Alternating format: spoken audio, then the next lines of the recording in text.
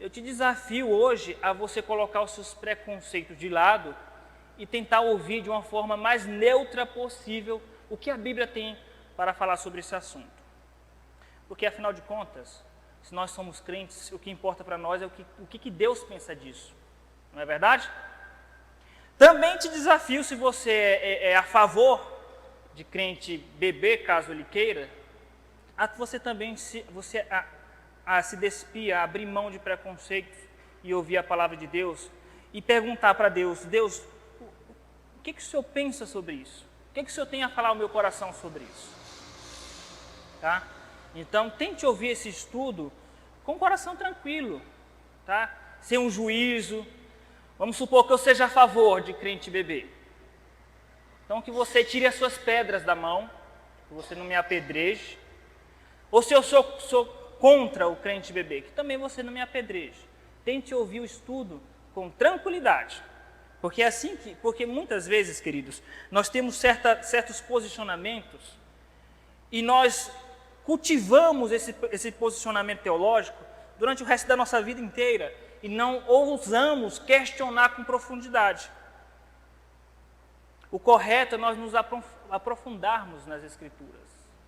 Errais não conhecendo as Escrituras.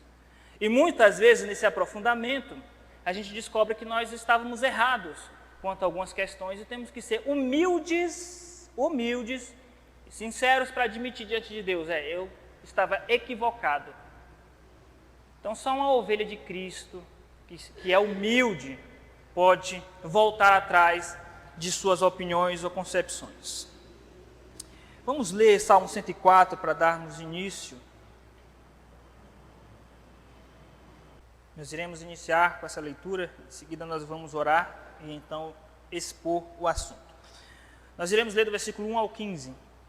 Bendize, ó minha alma, ao Senhor, Senhor Deus meu, como tu és magnificente, sobrevestido de glória e majestade, coberto de luz como de um manto, tu estendes o céu como uma cortina, pões nas águas o vigamento da tua morada, tomas as nuvens por teu carro e voas nas asas do vento. Fazes a teus anjos ventos e a teus ministros labaredas de fogo. Lançaste os fundamentos da terra, para que ela não vacile em tempo nenhum. Tomaste o abismo por vestuário e a cobriste. As águas ficaram acima das montanhas. A tua repreensão fugiram, a voz do teu trovão bateram em retirada. Elevaram-se os montes, desceram os vales, até o lugar que lhes havias preparado. Puseste as águas divisa, que não ultrapassarão, para que não tornem a cobrir a terra. Tu fazes rebentar fontes no vale, cujas águas correm entre os montes. Dão de beber a todos os animais do campo, os jumentos selvagens matam a sua sede. Junto delas tem as aves do céu o seu pouso, e por entre a ramagem desferem o seu canto. Do alto da tua morada regas os montes, e a terra farta-se do fruto das tuas obras. Fazes crescer a relva para os animais e as plantas para o serviço do homem, de sorte que da terra tire o seu pão. O vinho que alegra o coração do homem, o azeite que lhe dá brilho ao rosto e o alimento que lhe sustém as forças. De novo, o vinho que alegra o coração do homem é tirado da terra e o texto diz que é bênção de Deus. Vamos orar. Senhor nosso Deus, nós nos humilhamos perante a Tua presença santa, em total dependência de Ti, tanto para a transmissão da Tua palavra, como para a recepção da mesma em nossos corações. Isto porque está escrito em João 15,5, que sem Ti nada podemos fazer. Também está escrito, meu Deus, em 2 Coríntios capítulo 5, versículo 18, que tudo provém do Senhor. Então, nós precisamos da Tua direção, porque a Tua direção, meu Deus, é que pode nos sustentar e nos dar melhor direcionamento para nossas vidas. Então, fala aos nossos corações, Senhor. Nós precisamos que o Senhor, meu Deus, nos ajude no estudo desta noite, para que o Teu nome somente seja glorificado e a Tua igreja edificada. Em nome de Jesus, amém. falamos no início que é um tema bastante polêmico. Não deveria ser, porque observe que nas Escrituras Sagradas, para o povo de Deus da época das Escrituras, não era um tema polêmico, a questão do vinho. Era algo tranquilo. Você não vê Paulo discutindo sobre o vinho. Não existem tratados paulinos nas Escrituras discutindo se é permitido ou se não é permitido o vinho. Aliás, em nenhuma parte da Bíblia existe uma discussão dessa natureza. Então isso é um problema nosso. Isso não é um problema dos crentes da época em que foi escrita a Escritura Sagrada. Deveria ser um tema tranquilo para nós. Mas isso por causa do contexto brasileiro e por causa do contexto de agricultura da época, há então essa divisa de dificuldade entre nós e eles. Nós temos que entender, começar a entender sobre a questão do vinho, começando da produção. O povo de Israel, eles tinham 3 fontes de renda naquela época do Antigo Testamento e até a época de Jesus. Era o cereal. O cereal fazia parte da renda dos israelitas porque fazia parte da agricultura. Eles viviam disso, da produção e da venda de cereal. Também do azeite, da oliva e de outros produtos. O azeite era parte fundamental do comércio, não só para Israel, mas para todo o Oriente próximo daquele lugar da Palestina. Eles viviam disso, o azeite para a medicina e o azeite para outros fins. E principalmente da produção de vinho. Da produção de vinho, ou para ser mais técnico, fruto da vinha. Era algo muito forte esse tipo de comércio no meio de Israel. É tanto que quando Deus vai trazer promessas para o povo de Israel, entre as promessas geralmente inclui a promessa de que Deus iria fazer com que o fruto da vinha florescesse, porque eles viviam disso. Tá? Então isso era algo comum não só para o povo de Israel, mas na Palestina. Inclusive ainda é hoje a produção de vinho e a produção de suco na época, e hoje também é assim. O primeiro versículo da Bíblia que fala sobre vinho está lá em Gênesis capítulo 9, é a narrativa sobre Noé. Os irmãos devem lembrar desse evento, né? Que Noé se embriagou, né? E ficou despido, e um de seus filhos, né, presenciaram ele despido, e um desses filhos foi amaldiçoado por conta daquele fato. Noé se embriagou. Noé ele era produtor de uva, ele produzia, ele plantava uva. Ele estava em contato direto com a uva e com o produto da uva. Tá? E depois desse evento de Noé, seguiu-se muitos outros relatos, como Sansão, que não podia chegar perto da vinha, nem de vinho, e muitos outros relatos bíblicos sobre vinho no Antigo Testamento. E não só no Antigo Testamento, como no Novo Testamento, como o caso de Jesus transformar a água em vinho, Paulo dizendo para Timóteo tomar um pouquinho de vinho, porque era bom para o estômago ou para os problemas de saúde dele. Nós vemos Paulo em Efésios capítulo 5, versículo 18, falando para não se embriagar com vinho. Nós vimos em Atos 2,13 os apóstolos sendo acusados de estarem bêbados porque tomaram o glaucos, o vinho, né, um dos tipos de vinho da época. Vemos também um texto lá em Lucas 1,15 que Jesus fala que os fariseus criticavam João Batista por causa da abstinência do vinho, e depois criticavam Jesus porque bebia, né, pelo contexto subtende-se que bebia vinho. Vemos também que na Santa Ceia Jesus ele tomava o cálice, era cálice do quê? Do fruto da vinha.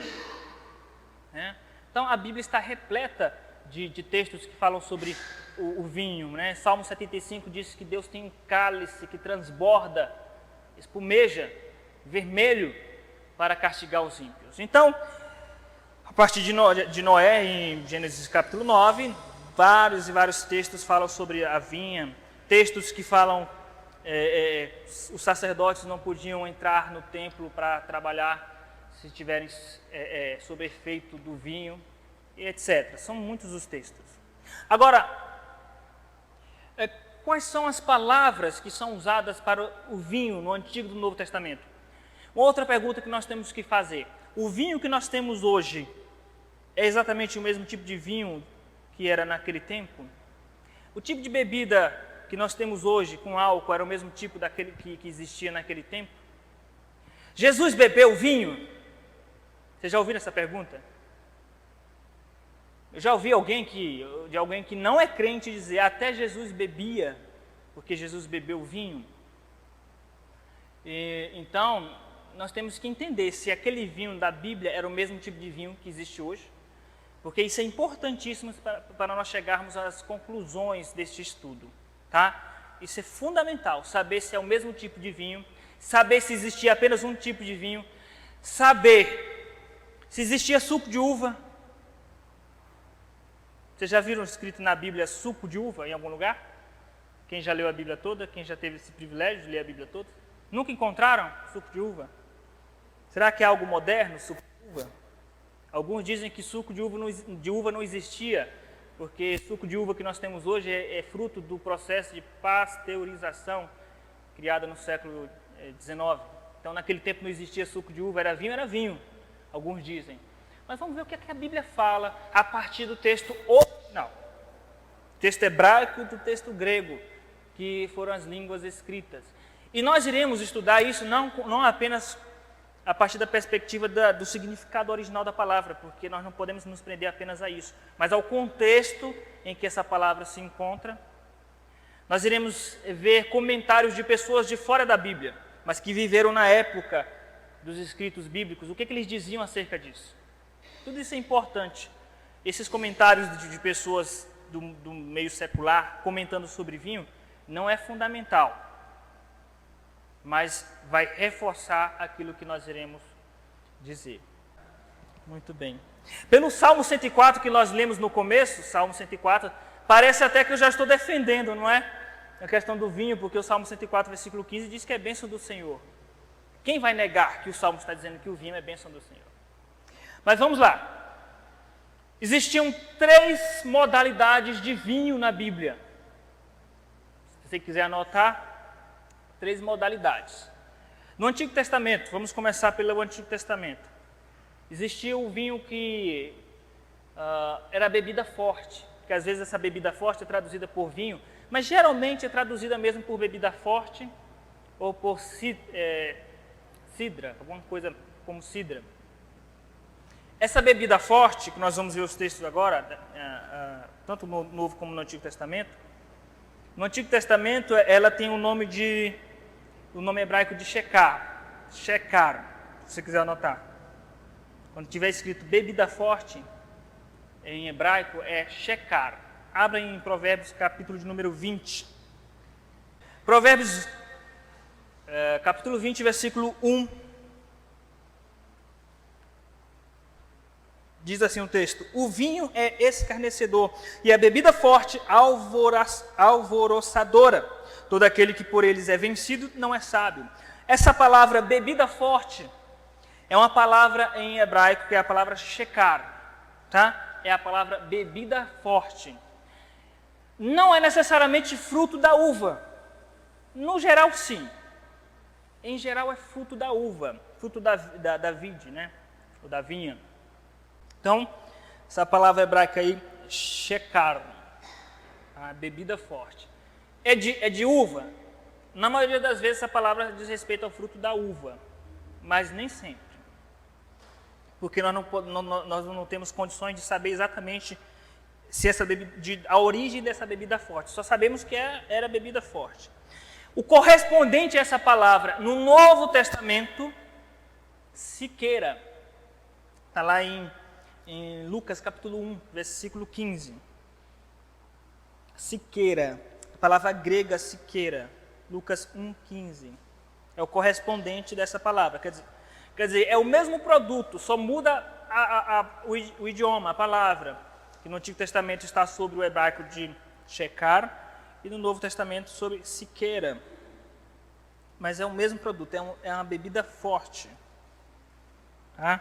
Lucas 1,15. Está falando de João Batista. pois ele será grande diante do Senhor, não beberá vinho, nem siqueira, nem bebida forte, será cheio do Espírito Santo, já do ventre materno. Até aqui nós já vimos que existe um dos três principais tipos de vinho, ou vamos falar de bebida na Bíblia, os três principais tipos de bebida. O primeiro que nós já vimos é a bebida que é denominada como bebida forte, não é? Bebida forte, que no hebraico é shekar e no Novo Testamento é siqueira. Existe um outro tipo de bebida na Bíblia, e que geralmente diz respeito ao vinho, é a palavra hebraica tirosh, no Antigo Testamento. Tudo que se refere ao Antigo Testamento é a palavra hebraica, e no Novo Testamento é a palavra em grego. Então, no Antigo Testamento, Oséias capítulo 9, versículo 2, a palavra tirosh é um outro tipo de vinho, ou um outro tipo de bebida.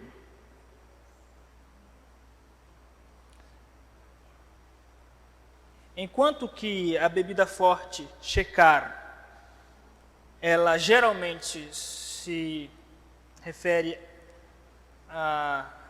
o vinho em um teor de álcool muito forte, mas não só o vinho, mas outras frutas também.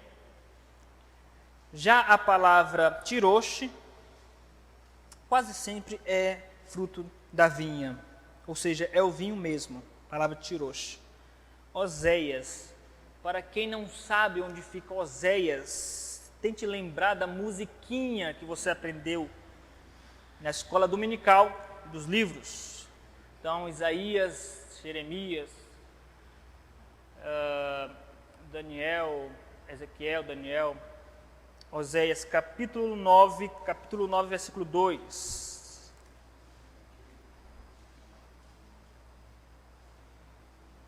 Esse tipo de vinho é um vinho fresco. É o vinho que acabou de sair da produção.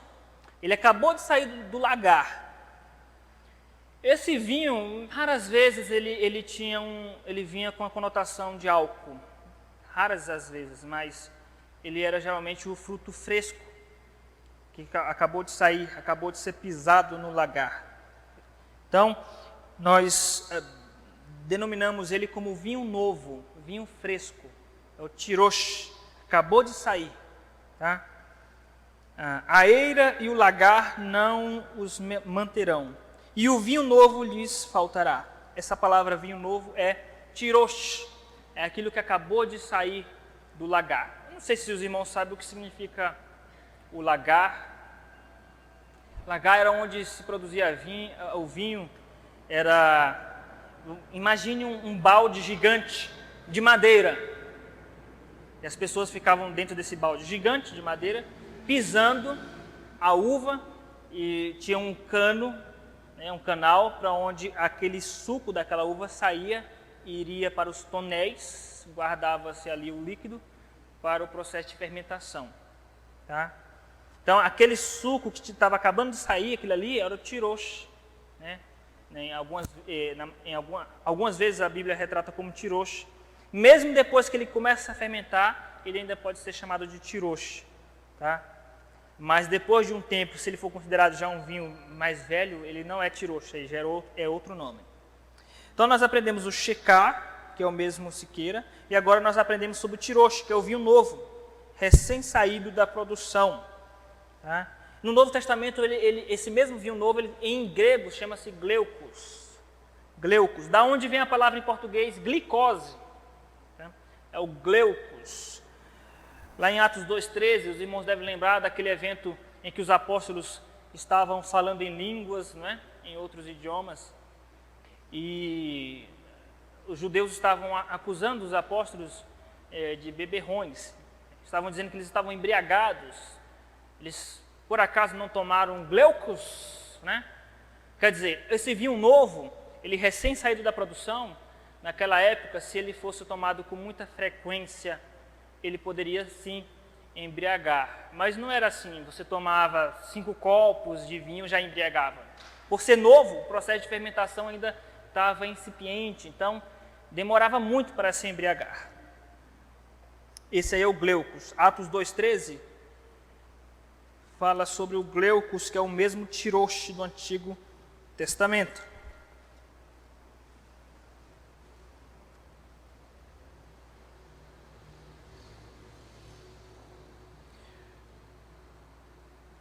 Então, vamos ler a partir do verso de número 8. Verso 8.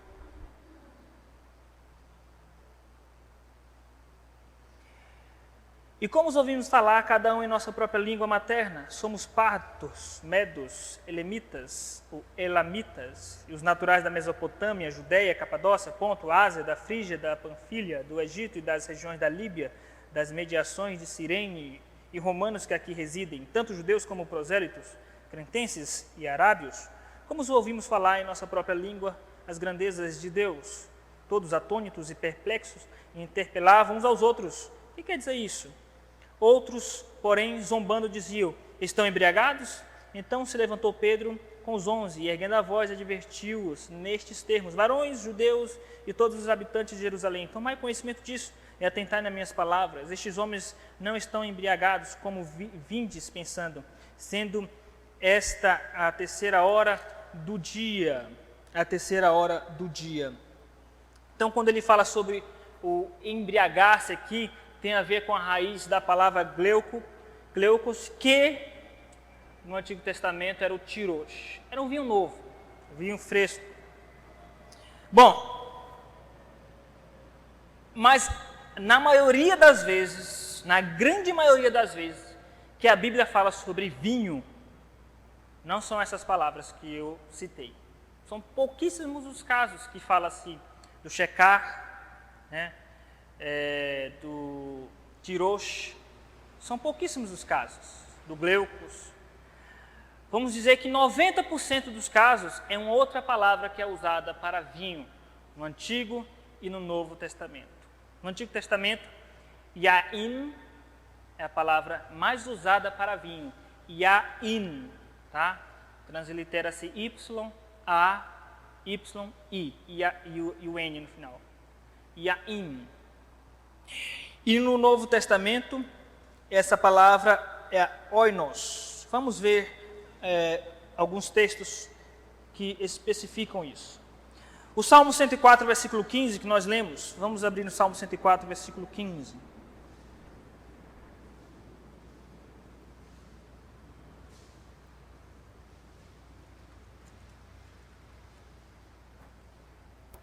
Isso é importante, queridos, para nós entendermos se o tipo de bebida, o tipo de álcool que existia, de bebida com álcool naquela época, é o mesmo tipo de hoje, das bebidas de hoje. Isso é importante para nós chegarmos a alguma conclusão.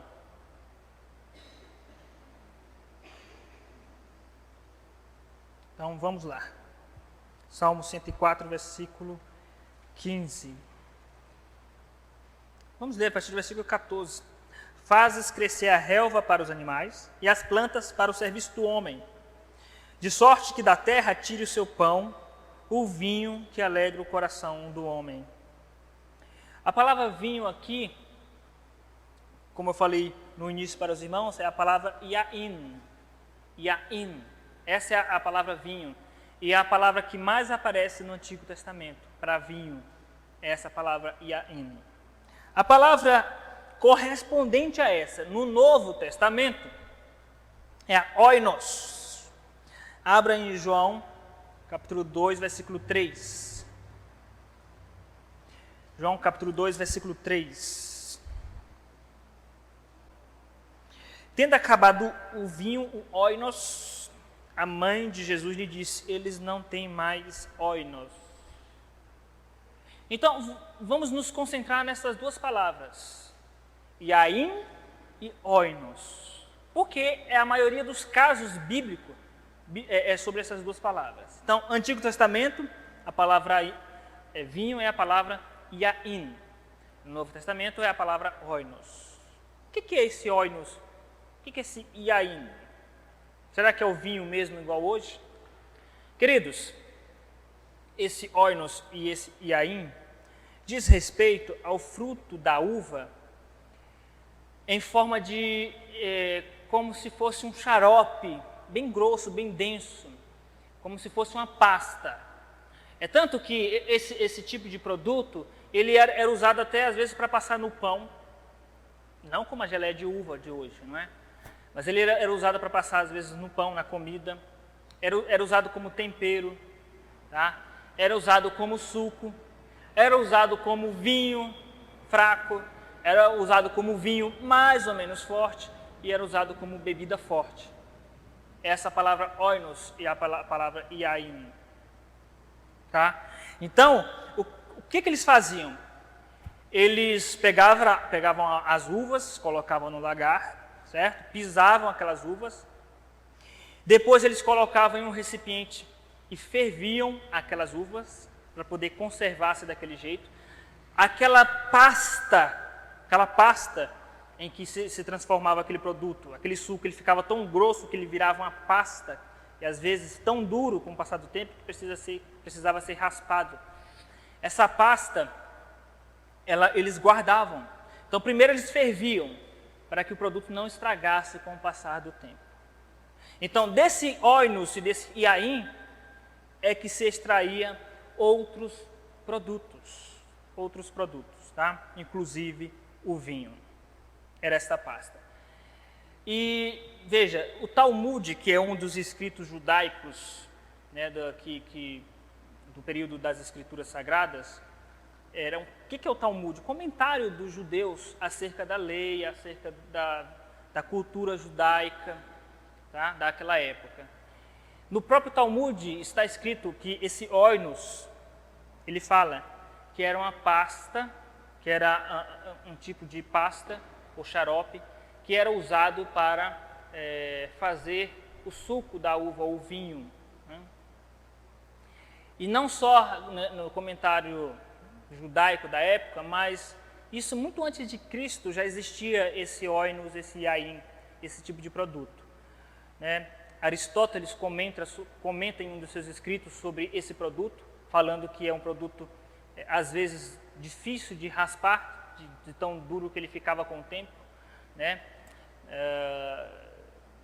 Outros, como Homero, comentam também em seus escritos sobre esse tipo de produto. Plínio, né, que era um escritor romano, também comenta em seus escritos a respeito de outro, e muitos outros, Plutarco, Horácio, que eram escritores da época do Novo Testamento também, escritores romanos, poetas romanos e historiadores.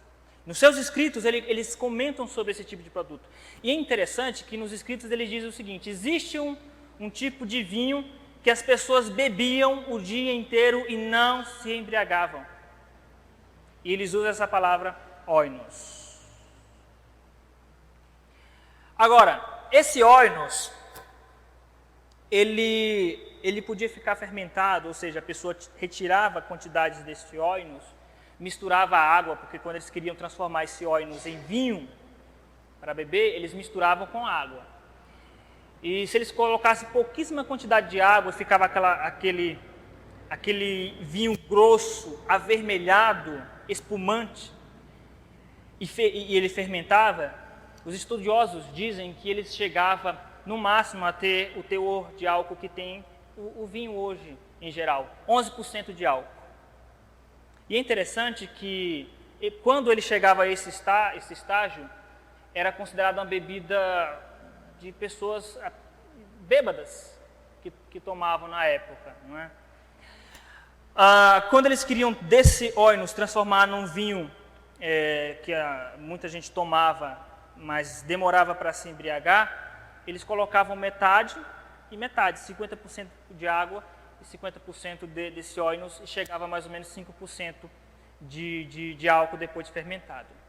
Mas, segundo os estudiosos, o vinho mais usado desse produto era no seguinte costume: eles pegavam 3 medidas de água para 1 medida do oinos, ou dessa pasta de uva, dessa pasta fervida da uva.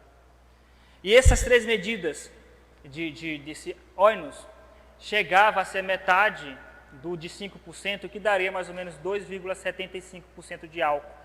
Esse tipo de vinho era o que geralmente era tomado pelas pessoas, tanto no Antigo como no Novo Testamento, do contexto do povo de Deus. Tá? Era esse tipo de vinho. Era um vinho que tinha um álcool mais ou menos de 2,25% a 2,75% de álcool. O que, dentro dos nossos padrões, não é considerado uma bebida alcoólica, porque para ser bebida, acho que é de 3 e pouco por cento.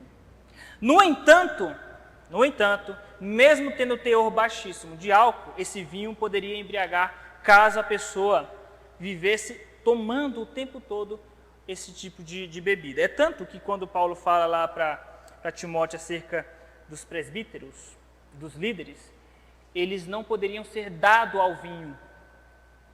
E a palavra grega lá é dessa palavra oinos, e ela está junto com a preposição que significa alguém que se detém à frente do vinho, alguém que vive para o vinho, alguém que bebe o tempo todo. Por quê? Porque por mais que fosse uma bebida muito fraca, ela poderia embriagar. Ela poderia embriagar caso a pessoa a tomasse com frequência. Então nós podemos dizer com certo grau de segurança que a bebida, ou que o vinho do Novo e do Antigo Testamento não era um suco de uva puro, mas também não era o vinho dentro dos nossos padrões. Era um vinho muito fraco, bastante fraco. Agora, caso você não se contente com isso, caso você discorde, nós ainda temos textos bíblicos que provam que a palavra vinho ela é usada para bebida sem álcool. Vamos dar uma olhada nisso? Provérbios 3:10 fala sobre ele usa a palavra vinho e não era uma bebida com álcool, não era uma bebida alcoólica. Provérbios 3:10. E como nós sabemos disso? Versículo 9 e 10. Vamos ler a partir do versículo 9. Será isto saúde para teu corpo e refrigério para os teus ossos. Honra ao Senhor com os teus bens e com as primícias de toda a tua renda, e se encherão fartamente os teus celeiros, e transbordarão de vinho os teus lagares.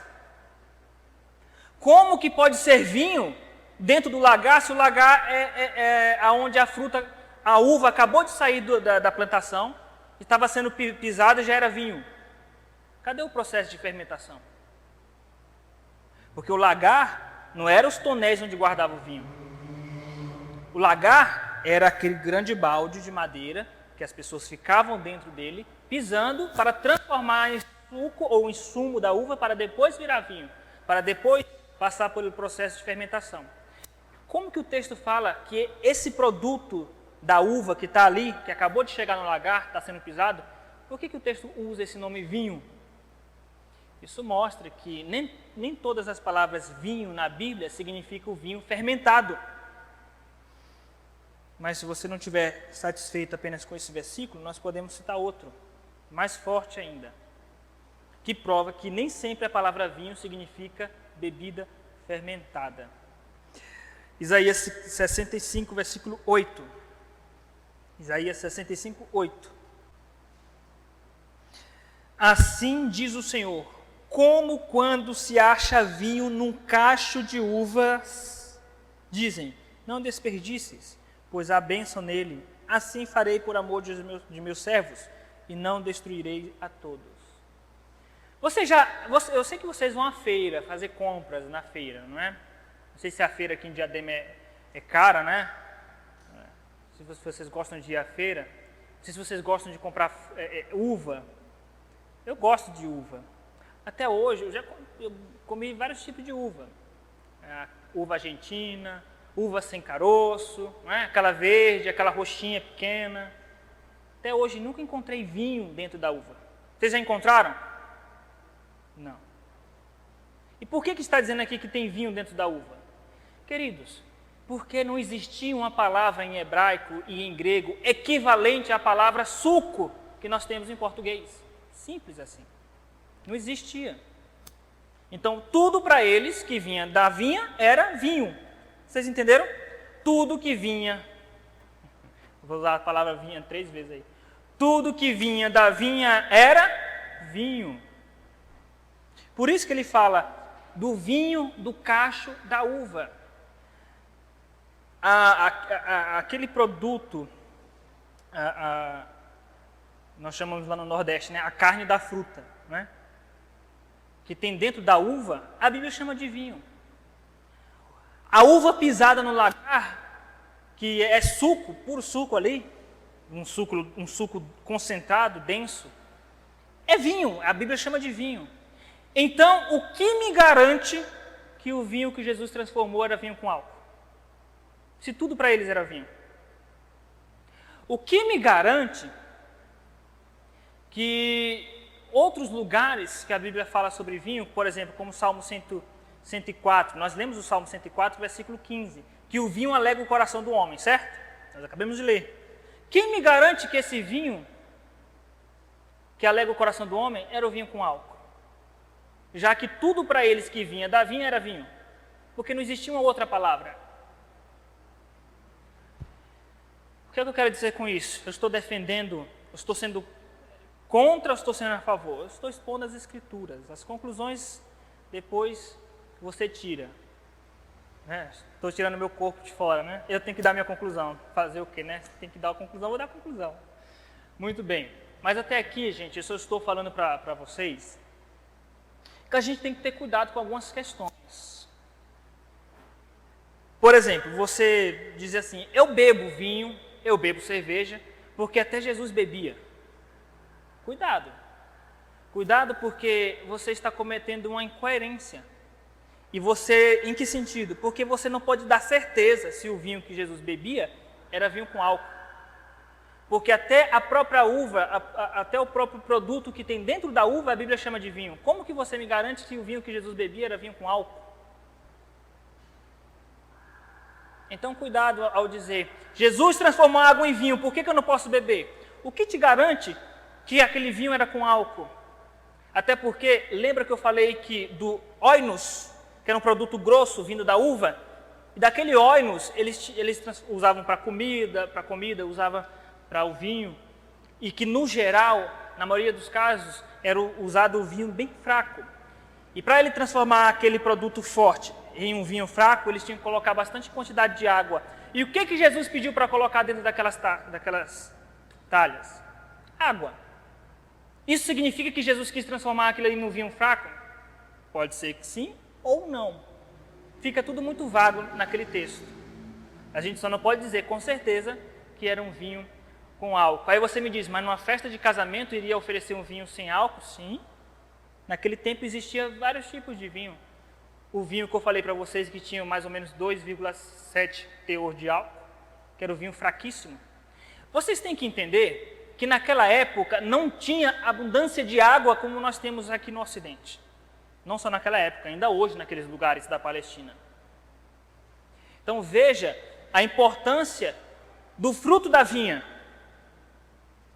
ou do vinho, ou do suco da uva.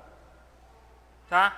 Isso não significa que eles sempre se embriagavam ou sempre usavam bebida forte, tá? Mas fazia parte da cultura deles e da necessidade deles o vinho, tá? Em vários níveis, inclusive um vinho quase sem álcool praticamente. O que eu quero dizer com isso é que nós não podemos usar o texto do milagre de Cristo em Caná como base para defender que nós podemos beber vinho. Nós não podemos usar esse texto. Você quer defender a prática de bebida alcoólica para os crentes, mas não use esse texto. Tá? Porque isso não é prova final. Jesus usando cálice na Santa Ceia é prova? Também não. Porque lá em Lucas e Marcos fala que é o fruto da vinha que era usado, mas não se sabe se aquele fruto da vinha era vinho com álcool. Até porque, lá em Êxodo 12, está escrito que não podia haver nada com fermento na Páscoa. Nada. Não podia ser achado fermento no meio do povo de Israel, na época da Páscoa. Jesus estava celebrando a Páscoa. Então, o que me garante que aquele vinho tinha álcool? Eu tenho mais indícios para achar que não tinha. No entanto, Portanto, nós temos que ser sinceros e humildes, mesmo você que não concorda com bebida, nós temos que ser humildes e sinceros em admitir em que em lugar nenhum na Bíblia existe uma proibição para beber bebida com álcool. Eu te desafio a você ler a Bíblia toda e me mostrar algum versículo que diz: não beba, não tome vinho, não tome bebida alcoólica. Aonde está escrito isso? Não existe. A Bíblia não fala, a Bíblia não proíbe. A Bíblia só mostra dois lados. Aliás, três. Em um determinado momento a Bíblia mostra versículos que traz os prejuízos do álcool, como em Provérbios capítulo 23, versículo 30 em diante. De quem são os aires? De quem são as rixas, as queixas? Daqueles que bebem bebida forte e que se voltam para o vinho. Efésios 5,18, não vos embriagueis com vinho. Timóteo, o presbítero não seja dado ao vinho.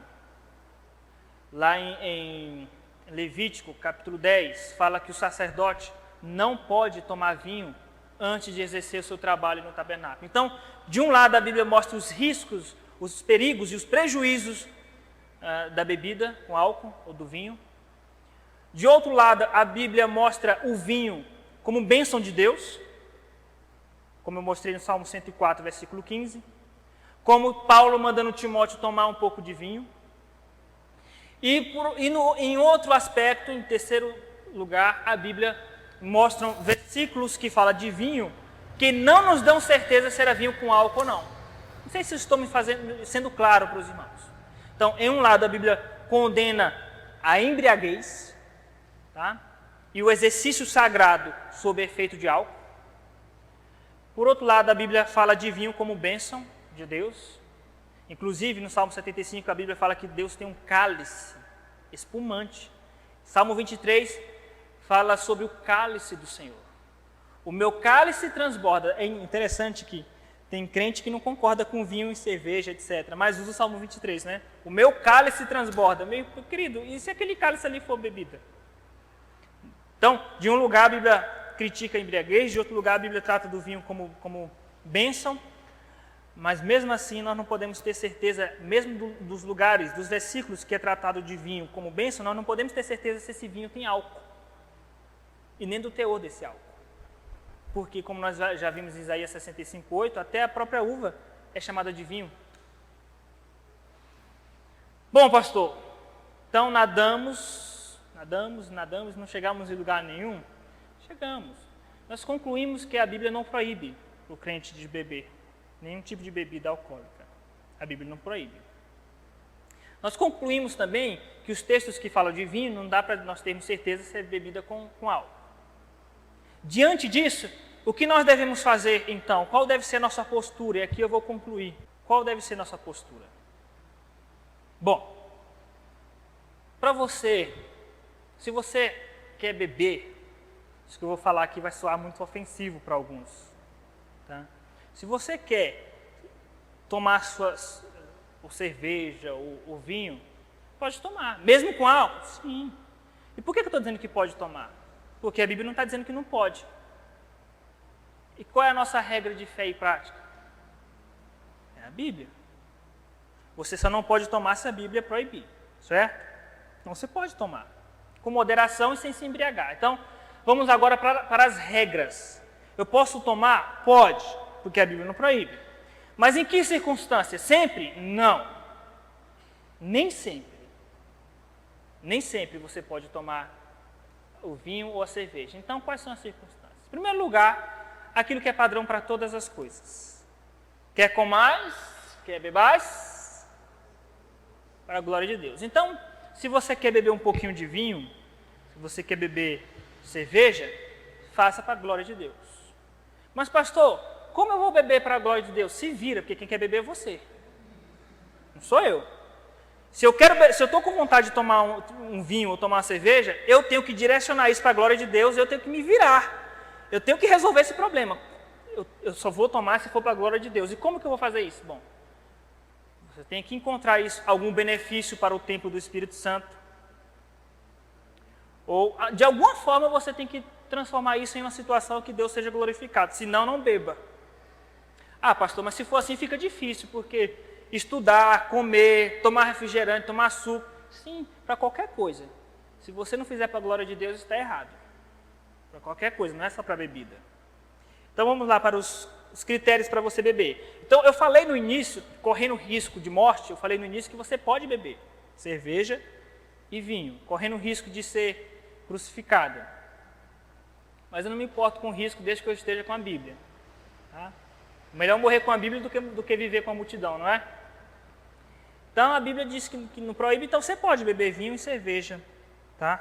Então, você só não pode em que ocasiões? Não pode se embriagar, porque a Bíblia é clara, não vos embriagueis. Você só pode se for para a glória de Deus, essa tem que ser sua intenção. Tá? Então isso vai da sua consciência com Deus. Existe um outro critério. Abra a sua Bíblia em 1 de Paulo aos Coríntios, capítulo 8. Esse é outro critério, o escândalo. Você pode beber vinho à vontade? Não, porque não é à vontade, até o ponto de não se embriagar. Tá? Que seja para a glória de Deus. Tá? E em terceiro lugar, que não escandalize ninguém. Mas isso não serve só para bebida, cigarro, tá? E para qualquer outro tipo de coisa que venha escandalizar. No que se refere às coisas sacrificadas a ídolos, capítulo 8, versículo 1. Reconhecemos que todos somos senhores do saber. O saber ensoberbece, mas o amor edifica. Se alguém julga saber alguma coisa, com efeito não aprendeu ainda como convém saber. Em primeiro lugar, Paulo está condenando a soberba.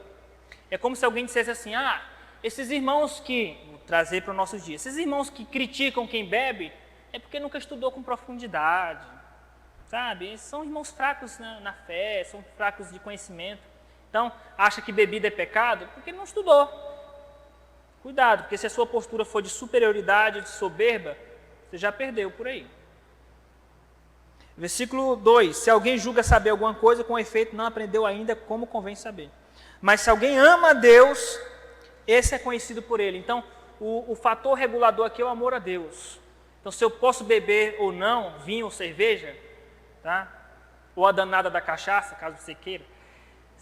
O fator regulador aqui é o amor a Deus.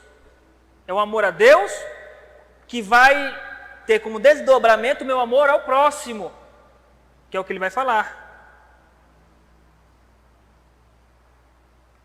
Versículo 4. No tocante à comida sacrificada a ídolos, sabemos que o ídolo de si mesmo nada é no mundo e que não há senão só Deus. Porque ainda que há também alguns que se chamam deuses, quer no céu ou sobre a terra, como há muitos deuses e muitos senhores, todavia para nós há um só Deus e Pai, de quem são todas as coisas e para quem existimos, e um só Senhor, Jesus Cristo, pelo qual são todas as coisas, e nós também para Ele.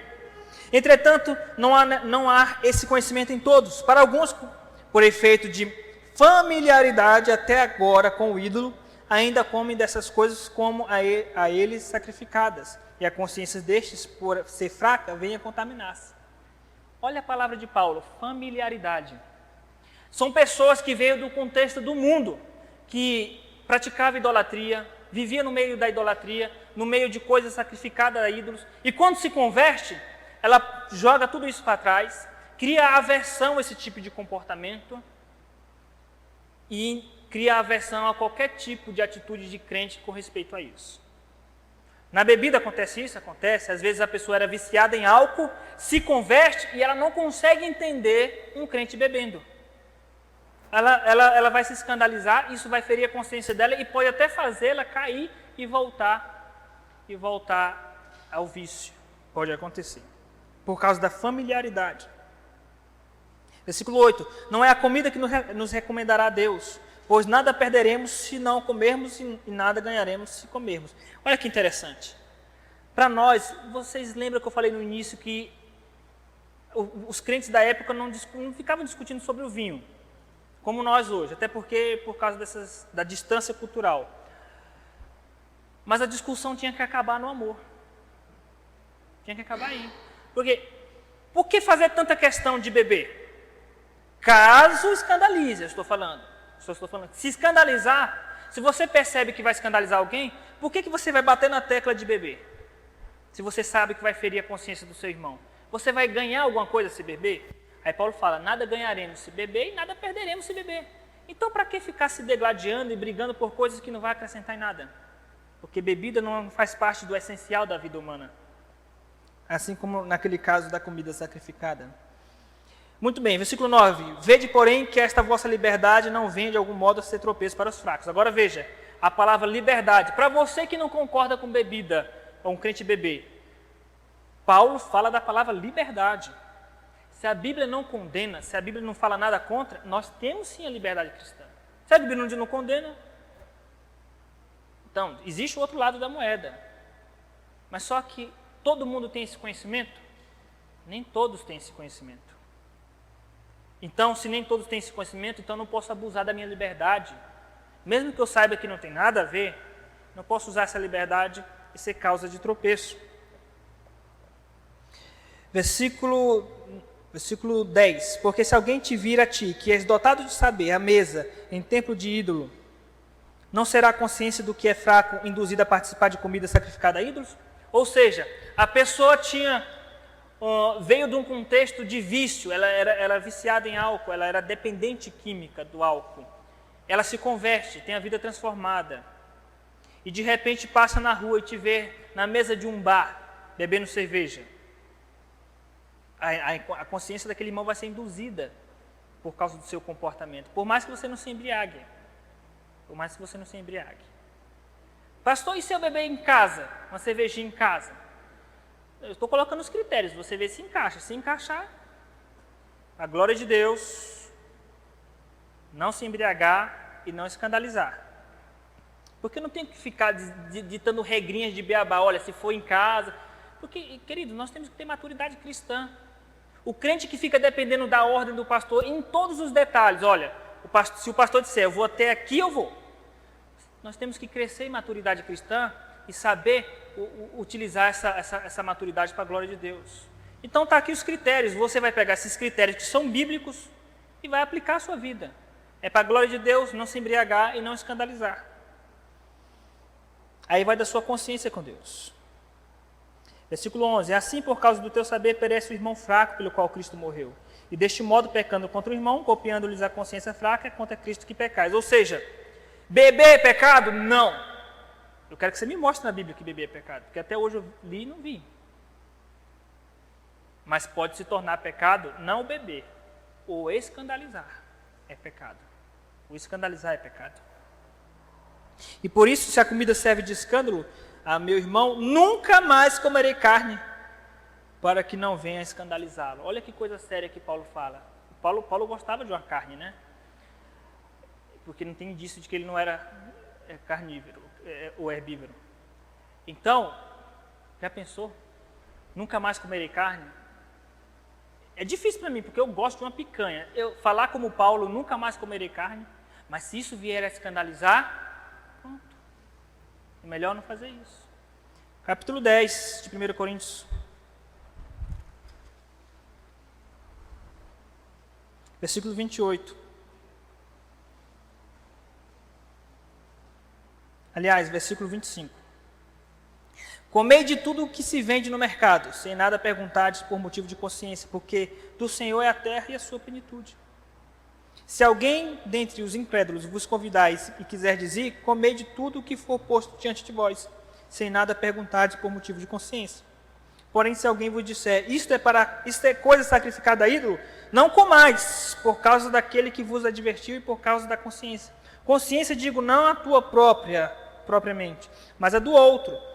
Pois por que há de ser julgada a minha liberdade pela consciência alheia?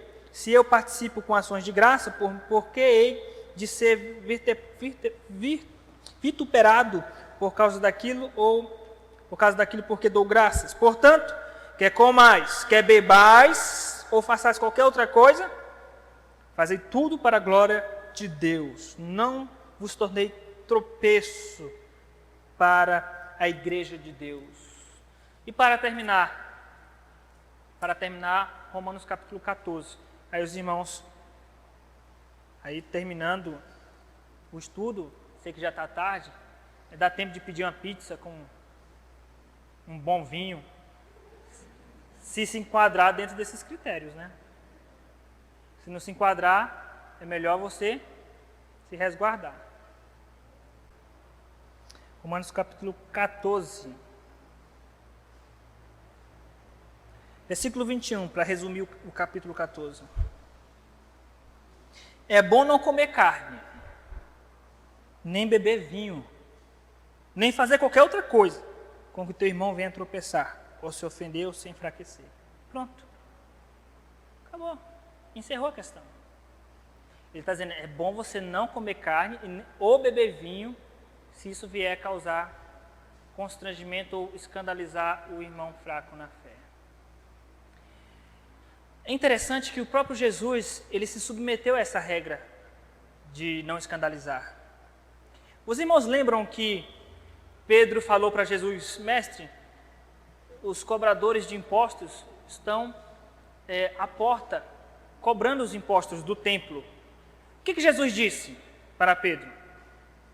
Jesus disse para Pedro que o filho do rei não precisa pagar impostos. Quem é o filho do rei? Jesus. O que ele disse para Pedro? Pedro, eu não preciso pagar imposto. É que Pedro não tinha entendido ainda quem era Jesus. Ele era o filho do rei, então ele não precisava, porque aquele imposto ali, aquele, se eu não me engano era a dracma, era uma cobrança do templo, para serviço do templo, de Deus, o rei dos reis. E Jesus disse, eu sou filho do rei, então não preciso pagar. Aí Jesus disse para Pedro, mas para que não escandalizemos, mas por causa dos escândalos, vai, pesca o peixe. Aí ele trouxe a moeda de dentro da boca do peixe. Então Jesus se preocupou com o escândalo. Por que tem crente hoje que não se preocupa com o escândalo? Tá? Aí vem a grande pergunta, mas pastor, beber, no contexto do Brasil, no nosso país, um crente beber vinho ou beber cerveja, escandaliza? Agora eu vou jogar batata quente para vocês. Só digo uma coisa, não são em todos os países que bebida escandaliza. Tá? Por exemplo, em alguns países da Europa, em alguns séculos atrás, até puritanos, pastores, bebiam, isso não escandalizava, porque a bebida lá não tinha a conotação que a bebida tem aqui no Brasil. Não sei se os irmãos estão me entendendo. É claro que eles se escandalizariam se visse um crente bêbado. Isso em qualquer cultura vai causar escândalo. Mas não são em todas as culturas que a bebida escandaliza. Mas em algumas culturas a bebida causa escândalo. No Brasil, será que causa escândalo? Para você saber se no Brasil a bebida causa escândalo, eu termino com isso. Você tem que saber que o crivo da questão do escândalo, a medida, é a associação. O ser humano se escandaliza, geralmente, porque o cérebro humano faz associações. Tá? Por que eu não vou tocar berimbau num culto? Se do Senhor é a terra e tudo que nele há, e tudo que nela há. Se tudo tem que ser para a glória de Deus, por que eu não toco berimbau num culto? Por quê? Porque por causa da associação que o nosso cérebro faz com o berimbau. Está associada a questões afro, né? Religiões afro, que trazem algumas dificuldades diante da Bíblia. Então, a bebida no Brasil está associada a que tipo de contexto? Familiar, social, promíscuo, destruição de famílias, ou nenhuma dessas coisas? Ou é algo neutro, ou é algo cultural? E aí, termino minha palavra aqui com essa questão. Então, queridos, é pecado beber? Não, não é pecado beber. É pecado se embriagar. E se você decidir beber, não dirija. Mas se você decidir beber, não se embriague, faça para a glória de Deus e não escandalize ninguém. Tá? Então, dentro dessas questões, estás livre de crime de sangue. Tá bom? Vamos orar. Senhor nosso Deus, te agradecemos por tua palavra e misericórdia. Continua sendo conosco com graça e misericórdia para que teu nome seja glorificado. Em nome de Jesus, amém.